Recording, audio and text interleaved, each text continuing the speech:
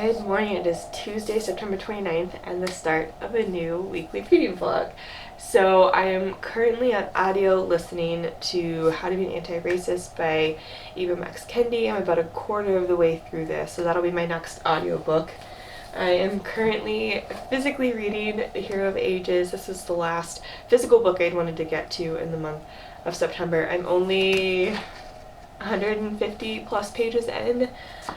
So definitely not going to finish it by the end of the month, but I'll just be carrying this over into October and reading this throughout the next while. So this is my current physical read. As far as audiobooks, I also meant to get to The Future We Choose before the end of September, so that'll probably be my next audiobook.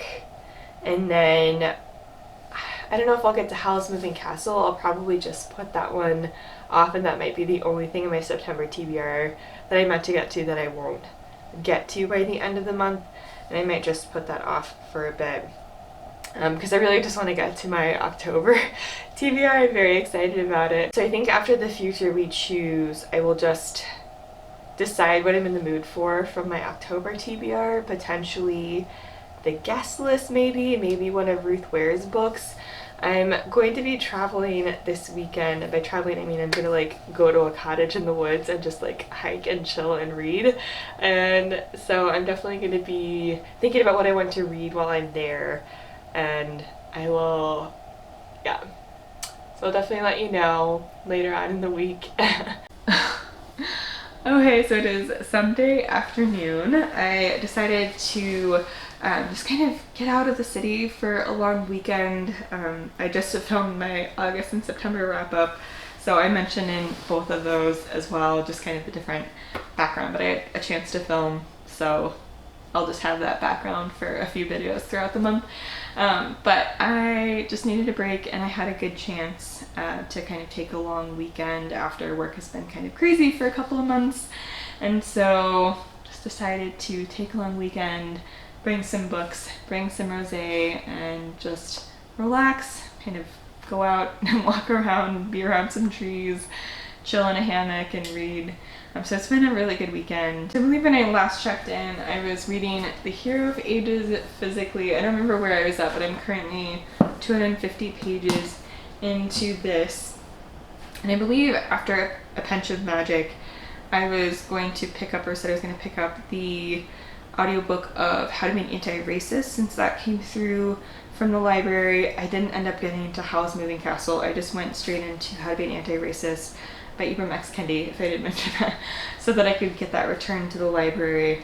So I've finished that. That one was really, really incredible. It's a mix of just historical information as well as the author's personal experiences with racism and kind of his journey from where he was and his experiences growing up to being an anti-racist, and he kind of talks about what he means about, not being racist versus being an anti-racist.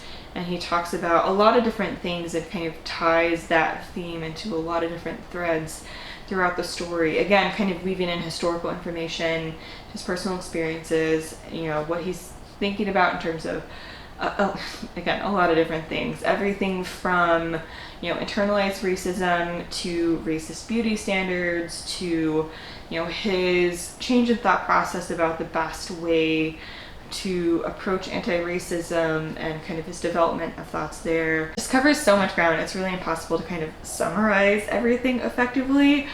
So just read it.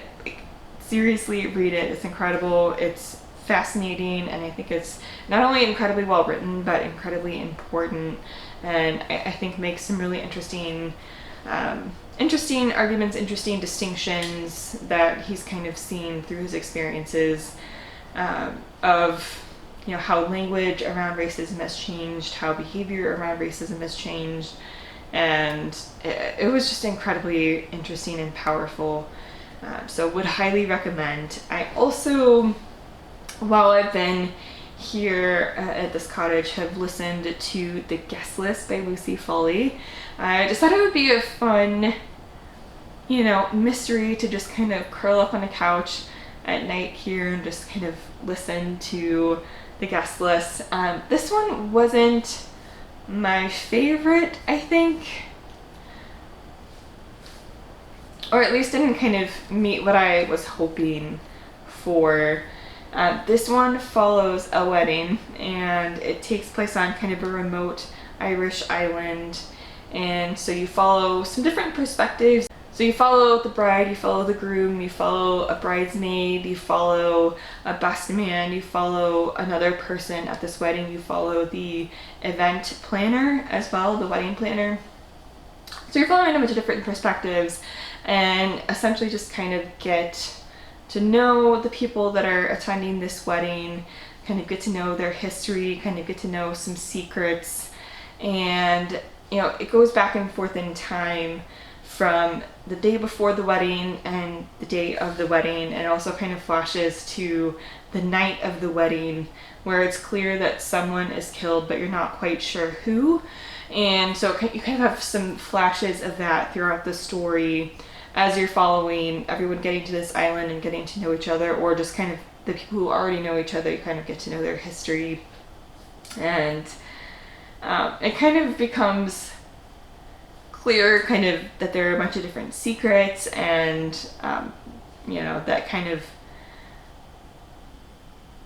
I guess, get revealed in a sense, but they don't kind of get revealed in a traditional way that I've typically seen in these kinds of thrillers or mysteries. Not that I've read a ton, but I don't know, it was a very slow story for one. And there were plenty of times where I was like, I don't know, I don't particularly care about what's going on right now. It was pretty slow.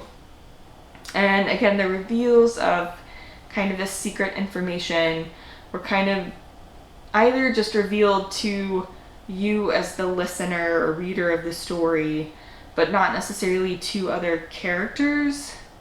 And so you don't get to kind of see necessarily the implications of a secret getting revealed. In some of the cases you do, but not in others, or in some cases it's kind of discussed between two characters in particular, kind of in a smaller, kind of more intimate moment. And so that, like, in a sense, that's kind of revealed between them and, you as a reader as you're reading it.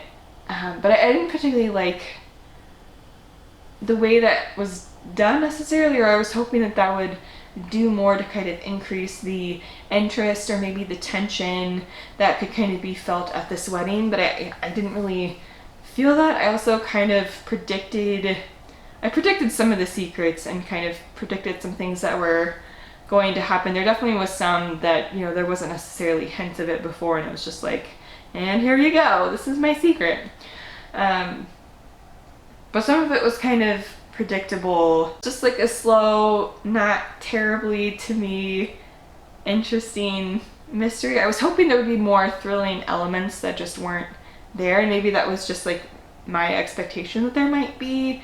And when that didn't really happen, that's what I was kind of hoping for and didn't really get out of the story. So maybe it was just kind of my expectations going in. But yeah, it didn't end up being quite what I wanted it to be. But that's okay. I did still have a good time listening to it. There definitely were some perspectives and some stuff that was interesting that was going on. It just wasn't as much of that part, or that interesting stuff wasn't as much of the story as I was hoping. And I hope that it would just kind of ratchet up throughout the story, just the tension and the scope of the secrets getting revealed. But yeah, I just kind of called some stuff, and then when it happened I was like, yep, I don't know, anyway. So the other thing, so I obviously brought Hero of Ages. I actually haven't done much reading in this one this weekend, because I kind of felt like, I don't normally read 2 physical books at one time, but I kind of felt like bringing Bone Crier's Moon with me and reading some of this. So I actually have read some of this. I'm physically reading and listening to the audiobook, occasionally just listening to the audiobook if I've kind of been doing other things. But I'm almost 150 pages into this one, and this one follows 3 main perspectives: Elise, Sabine, and Bastian. And Elise and Sabine are bone criers who, their goal is to be able to become bone criers who can ferry the souls of the dead to the afterlife. And in order to have this magic, have this power, they need to make a sacrifice, essentially. They need to prove to the gods that they can use this magic and that they're willing to essentially do this job.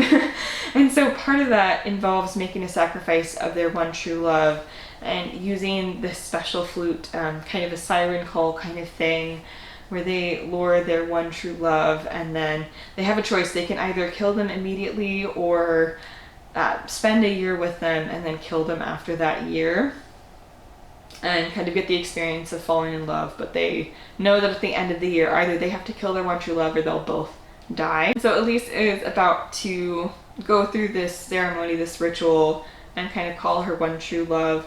Bastian is the third perspective you follow, and he kind of has a bone to pick, so to speak, with the bone criers, and that's because he lost his dad when a bone crier murdered his dad, and he also has a couple of friends who are in the same situation. So they kind of plot to follow where they think a bone crier is going to call for their next victim and essentially kill the bone crier before they can complete the ceremony. But turns out, Bastian is the one that is Elise's one true love. But, it kind of goes all wrong. They're both trying to kill each other, and, Bastian ends up kidnapping Elise, and Sabine, her friend, essentially is able to escape, but is ultimately trying to come back and find her and get Elise back. And so that's kind of where I'm at right now, and I think that's kind of the end of where the synopsis leaves off. But it's it's interesting so far. I'm having a good time getting into this world and figuring out more about bone criers, and Elise is a little bit much to deal with sometimes and like a little ridiculous sometimes. But I'm still overall having a good time reading this one. So yeah, I'm just gonna chill, have some more rosé, get some more reading in. But yeah, I'll just see how far I can get in either Bone Crier's Moon or Hero of Ages, just whatever I feel like reading, and we'll check in later. Good morning. It is Tuesday, October 6th. So I'm gonna wrap up this vlog. I had a really fun weekend just chilling and laying on a hammock and reading. So I'll just wrap up what I was able to read. I finished the audiobook of How to Be an Anti-Racist by Ibram X. Kendi. Would really recommend to everyone. And also finished the audiobook of The Guest List by Lucy Foley. And I talked about some of the things that I wasn't necessarily a fan of, but I really did like the atmosphere in this book. I did enjoy the writing. Just some of the reveals weren't necessarily surprises, and it was just a much slower paced book than I thought it would be.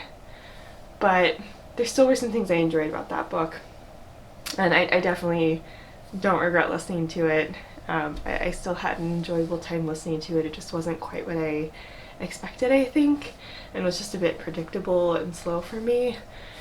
But I then spent most of my time this weekend reading a couple of things physically, and I don't normally turn to a couple of physical books, but I started Bone Crier's Moon by Catherine Purdy, and I'm currently, a couple hundred pages into this. And then I also continued with Hero of Ages some to get some more reading in there, and I'm 375 pages into the Hero of Ages. So that was my reading for this week. Definitely a good reading week, and it was just so nice to be able to just relax for a few days and just take some time to chill and read. So thank you so much for watching. Be sure to subscribe for more bookish content. I'll be sure to leave my Twitter and Instagram link down below, and I'll also link more resources for how you can support the Black Lives Matter movement, and I will see you in the next one. Bye.